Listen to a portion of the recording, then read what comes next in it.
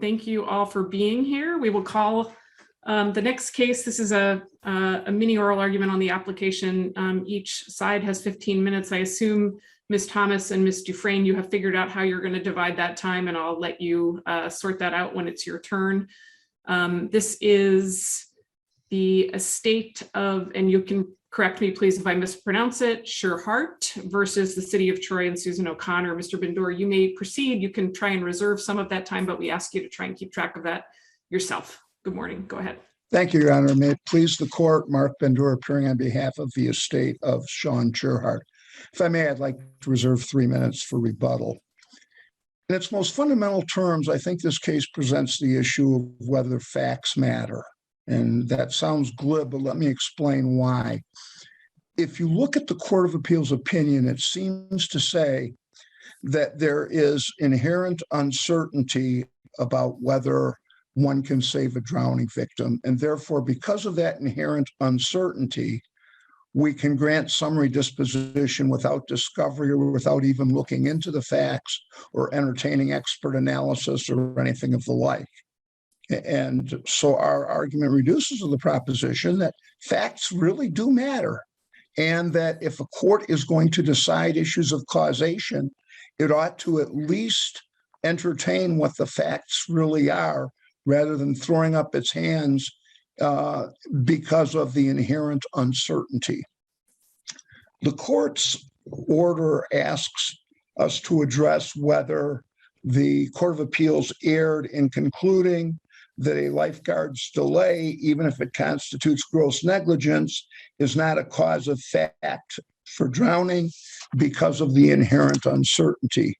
The specific quotation from the Court of Appeals opinion that I think we have in mind reads as follows, addressing the Beals and Ray decisions of this court. The holding in Beals, as clarified in Ray 1, leaves little room for analysis of the factual cause in this case. Hence my initial comment that facts do matter.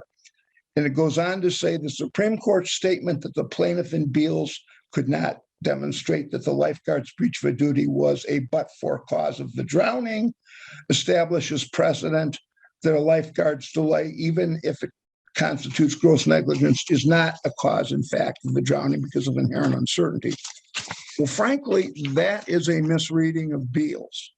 Specifically in Beals, at page 377, the court said, we reject the defendant's suggestion that a governmental employee's failure to intervene can never constitute the cause of an injury. So unfortunately, the Court of Appeals simply misread Beals to create an absolute bar on recovery when in fact that case was fact specific.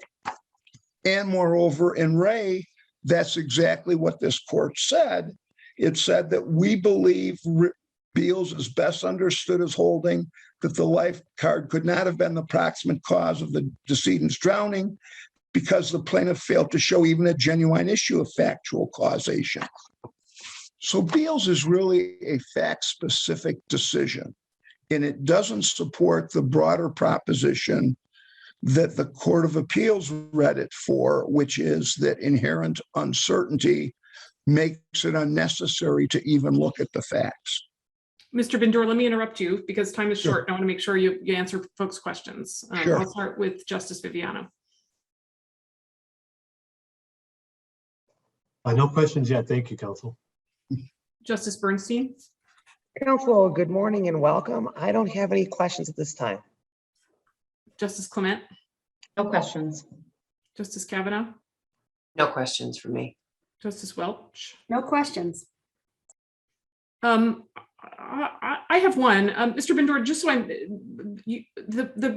the briefing seemed to sometimes go beyond what I think was the only question we asked in the order. The only question we asked in the order, and I want to make sure you agree with me, is whether the Court of Appeals language with respect to causation in a lifeguard drowning case, was correct. Is it, my understanding is that's all that's at issue today. Do you agree with that?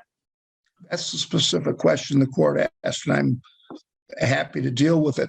I think that one could go a little bit deeper in the sense that the question as framed speaks to the governmental immunity statute. If we're talking about cause and fact, I think it would apply with equal force to a private situation of the same kind, for example, at a country club or a private. Cause in fact is, as I view it, the same in a governmental immunity context is in any other context. Now, I agree. Causation is causation, no matter who the defendant is. I agree with that. Yeah. Exactly. Now, because the court referenced the governmental immunity statute, and both Beals and Ray talk more generally about proximate cause in the governmental immunity context. I'm not sure if the court wishes to go any further or not. Certainly, Robinson created its own problems, I guess, in terms of imbuing the word "the" with all of the potency it imbued that with. And if the court wishes to go down that road, I think the briefing addresses it. But you're absolutely right. In terms of the direct question, I think it's relatively straightforward. And the quotes that I have read from Beals and Ray pretty much answer it. I think if the court is willing to temporarily look at those precedents and set them aside and ask a more broad jurisprudential question about the role of uncertainty. I'm impressed by the Allison case of 150 years and more old, just because it has withstood the test of time and seems so wise in context. And that is, we live in an inherently uncertain world. If we were to say uncertainty causes us to give up the search for the real facts, then we have no legal system. We have one that is based on a preponderance of the evidence and circumstantial evidence. Every time you have a causation issue in a tort case, you're asking whether there would have been a different result if someone had taken different actions. It's the road not traveled that nobody can ever say with certainty what would be found there. And so I think when you recognize and accept that uncertainty is part of the world we live in and part of the legal system we operate within, then the fact that there is some inherent uncertainty is a fact of life. It is not a reason to forego a search for the facts. And Counsel, let me interrupt you again, and because I jumped in, and Justice Zahra hasn't had a chance yet. So, Justice Zahra, do you have any questions for Mr. Bendure? You're muted, I believe. You are muted, Justice Zahra.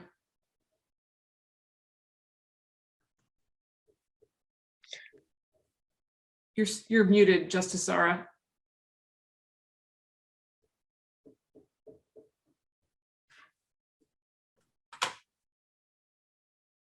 Okay. Okay. Better. Focusing on the facts, as I understand them, the decedent was in the water less than a minute, I think 50 seconds from the time he entered the water to the time he was noticed. Is that correct? That is the report of one of the lifeguards, I believe, yes. Okay. Is there any dispute of that? We don't know because we haven't deposed anybody, or what we have is one writing from one of the defendants. That's it. That and the autopsy, which seems to say, and I don't think people doubt now, that the person died because he drowned, most likely because of a seizure. Right. In fact, the cause of death was deemed to be drowning due to epileptic seizure disorder. Right? Yes. Yes. And I guess I'm having a hard time understanding how it wouldn't be comparing this to Beals, even in light of Swagger, why this wouldn't be purely speculative. It seems to me it's only a mere possibility that he would have survived had defendants somehow gotten to him sooner. Help me understand why that's not the case. Is it just a Possibility question if you want to is do more discovery? that's what we're, yeah, certainly. And that's the most fundamental problem is that that causation is an issue of fact that the Court of Appeals undertook to decide without any facts, without any discovery. For example, I've been involved in another freshwater drowning case, and it's pretty amazing the mammalian diving response by which the human body protects itself. Now, whether that applies, I don't know. But I do know there are people who know a lot more than me, and probably respectfully more than the Court of Appeals, about the process of drowning, what can be done, what is happening physiologically, what a prompt response will do. What we also don't know is what the defendants were doing at the time, whether or not they were at all attentive. I can tell you that if I'm watching my grandson and he goes underwater for 10 seconds, I'm going to be there in the hope that, and in the expectation that I'm going to accomplish something. I may be wrong, but I'm sure going to try. And I think scientists would likely say that I've got a heck of a better chance of saving his life than if I wait 50 seconds. But again, that's evidentiary. The important thing, I think, is that Beals went off on the proposition that the drowning itself was the cause. And that, I think, is repudiated in Ray when the court says that proximate cause is concerned with the foreseeability of consequences, and only a human actor's breach of duty can be a proximate cause. So if you get beyond cause and fact and kind of fold that into proximate cause, Beals, I think, Ray undercuts the notion in Beals that non-human factors can constitute a proximate cause that somehow supersedes or eliminates the causal connection between the tortfeasor's conduct and the ultimate outcome. All right, thank you. I'll be glad to address any additional questions. Otherwise, I'll save the remainder of my time for rebuttal. You may reserve it. Thank you, Your Honor. You may proceed, counsel. I assume you will divide up your time and take control of that. Yes, Your Honor. For the record, my name is Julie Clement Dufrane, and I represent people of the city of Troy and the 4 of the individual employees. Ms. Thomas and I have discussed splitting our time, but if it's possible, if the court can accommodate, we'd like to split our time 8 and 7, but I'd like Ms. Thomas to go first. No problem. Ms. Thomas, you may go first. Good morning, Your Honors. Michelle Thomas on behalf of the defendant, Susan O'Connor. Mr. Bendure is correct in that facts matter. What he fails to appreciate, however, is that in the context of governmental immunity in particular, the burden is on the plaintiff to plead in avoidance of the broad immunity granted by the legislature to public tortfeasors in order to invoke the very narrow gross negligence exception. And I think, Justice Zahra, you picked up on it in the complaint, in their very complaint. They allege and admit that Sean Tschirhart died within 50 seconds, that the cause of death, the official cause of death, was drowning due to epileptic seizures. It was incumbent upon the plaintiff to plead facts that go beyond mere possibility and speculation.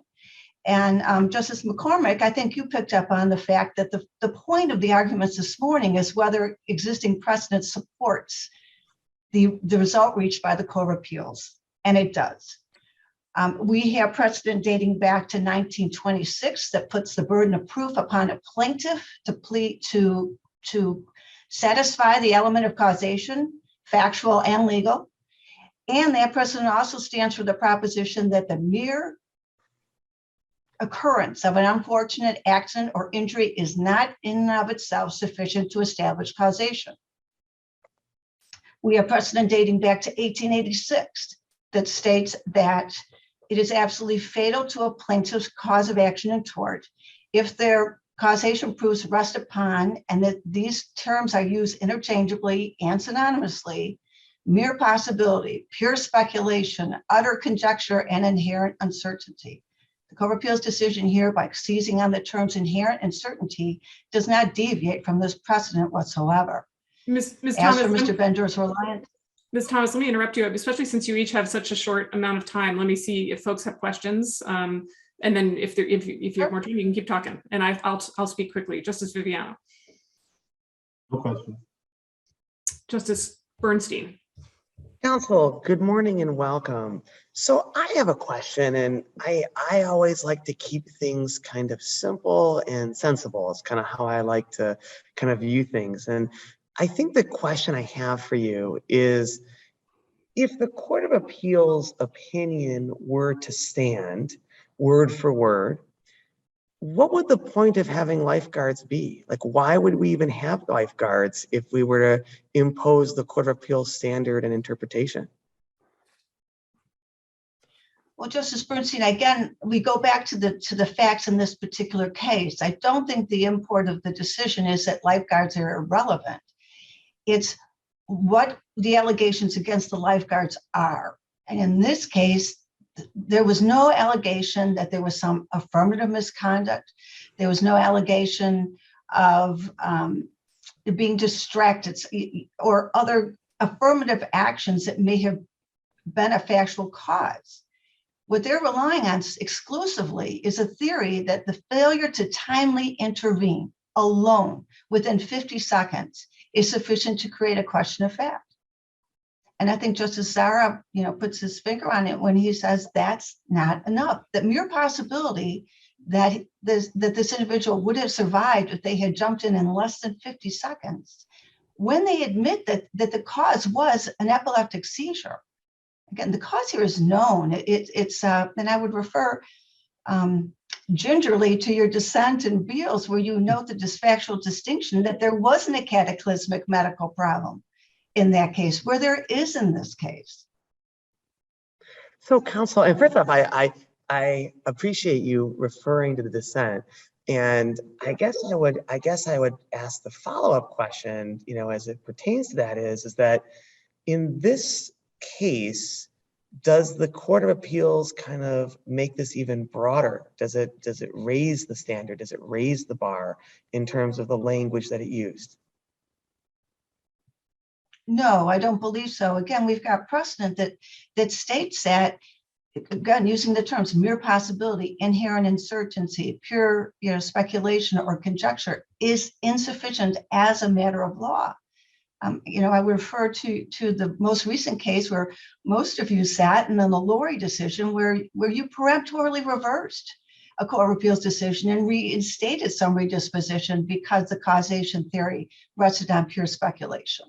So it's not a departure or broadening, I believe.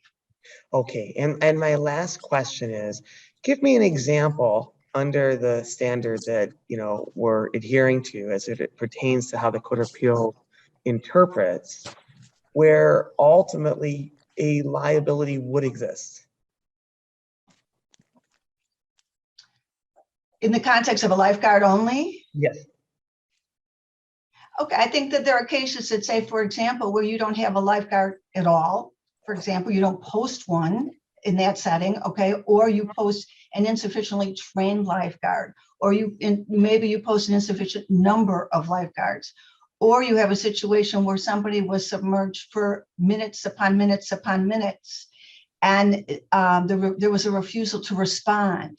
And I think I believe the name of the decision was Perry, and that was a Court of Appeals decision, or even the case that's cited by Mr. Bendure, the People versus Sales, where again you've got a situation where a teacher that was unqualified ignored his pupils, and he was the only trained adult. Well, in fact, he was untrained, but he was the only adult in the vicinity, and he did not respond at all. In this case, we have somebody responding. And I understand, and I think this is a case that is a question of fact. So I have to correct myself. I just have one last question. So you basically said in the scenario here where it's minutes upon minutes would distinguish. And really what we're asking here is this or is this not really a jury question?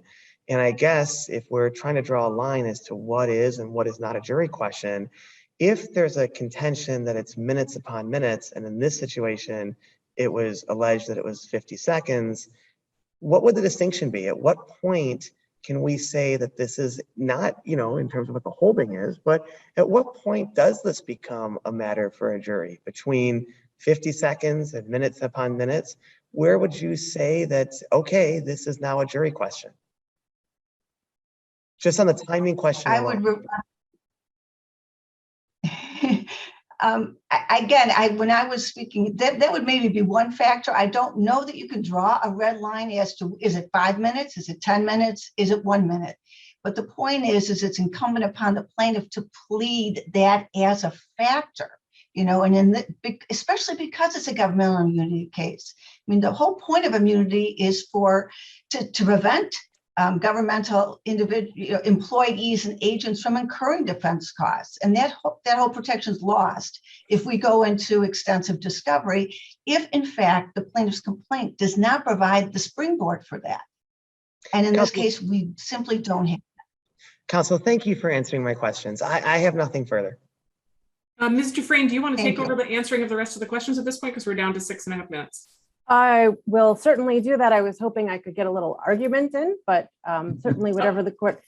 So Up to you. A number of justices have not asked questions. If you want to use it, not answering those, that's your choice. sure. So, Your Honor, I approached this argument to actually specifically answer the question that this court posed. Because for liability to attach in a negligence case, a plaintiff must establish a causal connection between a breach of a duty and a harm. And this court held in Ray versus Schwager, if this plaintiff can't establish that causal connection, then there's no genuine issue of factual causation. I recognize that in Beals, this court rejected the notion that a lifeguard's failure to intervene could never be the cause and fact of a drowning. And today, you're asking that very question. Can a lifeguard's delay be the cause and fact of a drowning? And the answer is no. Not only is there no causal connection between a breach of a duty and the drowning, there's no duty in the first place to prevent harm of the drowning in the first place. So if a lifeguard has no duty to prevent someone from drowning, a lifeguard has a duty to attempt to prevent someone from drowning, not to actually prevent that drowning. So based on this court's precedent, plaintiff has not established any any breach of duty, let alone a causal connection. Really, what this court is asking us to focus on is what duty does a lifeguard have and when is it triggered? Just as Viviano, you actually asked that very question in the Beals versus Michigan argument. And the answer to that, boring down to that question is, what does a lifeguard need to do and when does she need to do it? And the answer is a lifeguard's duty to intervene in a drowning is triggered when that lifeguard appreciates the harm, not before. And I say that based on this court's precedent in Beals. We have a lifeguard who never appreciated that the swimmer was underwater. It took a patron to bring that situation to the lifeguard's attention after 8 minutes. We have no duty, and this court recognized there's no duty to prevent someone to go underwater, to stay underwater, or to float. Those are natural part of the swimming experience. Counsel, do you want to answer questions now? You only have 4 minutes left and people might have questions. It's just a matter of policy. It would be impossible to have a no delay standard with respect to appreciating danger. It's there's always going to be a time when when a swimmer is in peril and the lifeguard won't know it. Again, this court recognized there's no duty to prevent someone to go underwater, to stay underwater, or to float in the water. So the plaintiff has not established a causal connection between the delay and the drowning. So the Court of Appeals was correct when it dismissed this case because there was no genuine issue of factual causation. I can answer questions or I can keep going. Justice Clement. No questions for Ms. Dufrane. Justice Cavanagh. No questions for me. Justice Welch. No questions. Mr. Frayne, I'd like you to answer the same question I asked Mr. Bendure. We granted leave to, on a very narrow question about one thing the Court of Appeals said about causation, which I believe if we don't do anything about it becomes law of the case. And what the Court of Appeals said, and you already said you agree is not correct, was that there is no possible way a lifeguard's failure to act could constitute causation. And that's contrary to what Justice Zahra said in Beals. So that's the only question we asked. My understanding is we already denied your cross app about remanding the case to amend. And that was the only issue Mr. Bendure brought to us, the causation issue. So why are we talking about duty? Well, because you have to establish a causal connection between breach of duty and harm. You start with what is a lifeguard's duty? And the lifeguard's duty is to attempt to rescue. Let me try again. We Sure. asked the question whether the Court of Appeals was correct with the sweeping statement that based on this court's precedent, no case could ever be made out to establish causation against any lifeguard. It wasn't even specific to your case. Why are we talking about duty? I guess I apologize, Your Honor. The issue is there's no causal connection. This court requires that factual causation be based on more than a mere possibility. The possibility that the lifeguard doing something quicker might have not caused him to drown does not establish a factual issue of causation. It sounds to me like your answer might be that even if the Court of Appeals didn't correctly state what the state of the law is with respect to lifeguards and causation, in your particular case, there's no way the plaintiff can show causation, and so we should probably deny leave. Is that kind of what you're arguing? Exactly, Your Honor. Yes, I'm asking the court to deny leave because maybe the Court of Appeals is incorrect in its analysis, but that they got the result right. And let me speak for just 1 second about seizure. You want to make sure you answer any questions Justice Zahra has? I keep trying to help you out here. Justice Zahra, do you have any questions? No, I don't. Thank you. Okay, go ahead. So if I could address a seizure, the seizure actually makes the causal analysis easier because you have to add the harm of the seizure into that causal chain of events. So your but for phrase becomes but for the delay, the seizure caused the drowning. That doesn't make logical sense. The delay didn't cause the seizure was already happening. So you have, in that scenario, you have to make the government actor responsible for the seizure in the first place. That's not alleged. There's no proof. There's no evidence, and again, the lifeguard has no duty to prevent the seizure from occurring. So I don't think there's any way that the plaintiff can make out a genuine issue of factual causation because there's no causal connection between delay and the drowning, and especially here, there's no causal connection between the delay and the seizure and the drowning. Thank you, Ms. Dufrane, and thank you, Ms. Thomas. Mr. Bendure, you have 3 minutes, I believe, or close to it. Thank you, Your Honor. Counsel may misconceive our argument. We don't claim that the lifeguards had an obligation to prevent the decedent from having a seizure. That's not what this case is about. The allegation is that the 5 or 6 adults who were supposed to be supervising basically an equal number of swimmers were grossly negligent in failing to keep a good lookout and to act promptly. That's what it's all about. Now, when counsel says there's no genuine issue of fact, my rejoinder is that is a C10 motion that is to be considered and decided after discovery, not before. And when counsel says we can't draw a line about how much time or anything else, well, that's part of the gross negligence equation, which in turn depends on the facts. And this isn't a question of inadequate pleadings, as has been pointed out. The Court of Appeals said you can amend. It does allege gross negligence. It doesn't parrot the language of the statute about what gross negligence is defined as meaning.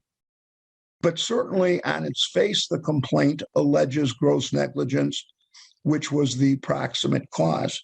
And again, we go back to the argument of counsel for the defendants, and it ultimately boils down to them arguing the outcome of facts that just don't exist in the record because of the prematurity of the motion and decision. So I go back to where I began, and that is that the facts do matter. They matter under Beals, they matter under Ray, and they matter in this case. And therefore, we're asking the court to grant leave or peremptorily reverse with respect to the Court of Appeals decision about inherent uncertainty. Thank you, Mr. Bendure. Are there any follow-up questions for Mr. Bendure? Yes, I'd just like to follow up on this factual discussion. I know it's not at the heart of the issue we asked about, but you know, the situation here is a lot different than in Beals. And you know, we have a club here for people with disabilities. I think there's 4 or 5 people who are swimming, and there's 2 lifeguards, and I think 2 other adults who are present at the pool. And I heard you talk about taking your grandkids swimming. I sometimes let my guard down, get stuck taking my own children swimming. And they like to go underwater and hold their breath. And if every time they did that for 10 seconds, I dove in the water and pulled them out on the side of the pool, I would probably have to do that about 50 times. And so the point I'm getting at is, and counsel kind of alluded to my question in Beals and sort of in the back of my mind in these cases, is what would a non-negligent lifeguard, what were they supposed to do in this case that they didn't do? 50 seconds in the water, people can hold their breath for 50 seconds. Routinely, people hold their breath for 30 seconds. So is the lifeguard to dive in the pool every time somebody goes underwater to hold their breath? Well, I think you have a couple things going on.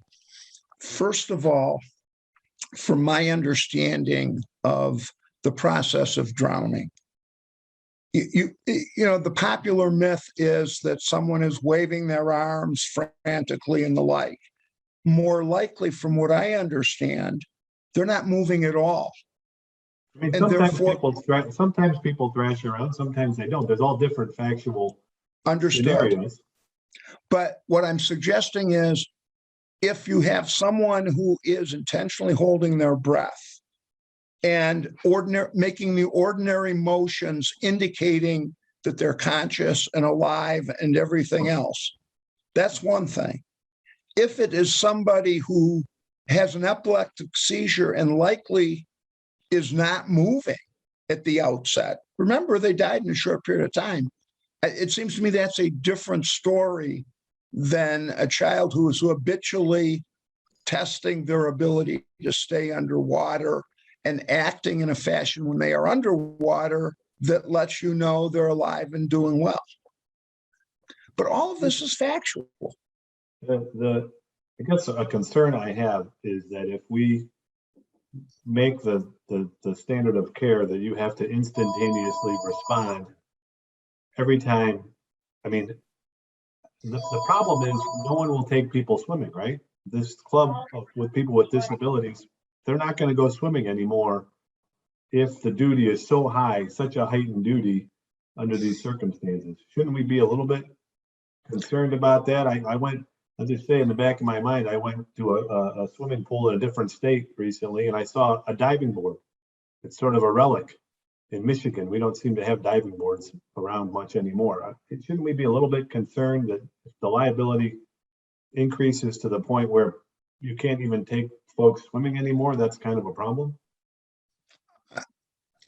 I guess I don't share your concern that, you know, that the whole world is going to change, because what we have is a statute that speaks in generalities of gross negligence, failure to conduct so reckless as to reflect a lack of concern. We've got the statutory quotation. The legislature has enacted that. and presumably made a policy decision that if a defendant is acting with that degree of gross negligence, that they will be held civilly accountable, even if there may be some consequences, like people don't want to be hired by the government, or, people don't want to be lifeguards. But here we're presuming gross negligence, and the facts we have show a tremendously high lifeguard to individual relationship. I guess the alternative would be that, if we can't depend upon lifeguards to exercise reasonable care, or at least refrain from gross negligence, no one will use recreational or go swimming at all. And so, those are the sort of policy trade-offs that I think are inherent in the gross negligence statute. Thank you, counsel. Thank you. Thank you all. The case will be submitted. Thank you, Your Honor.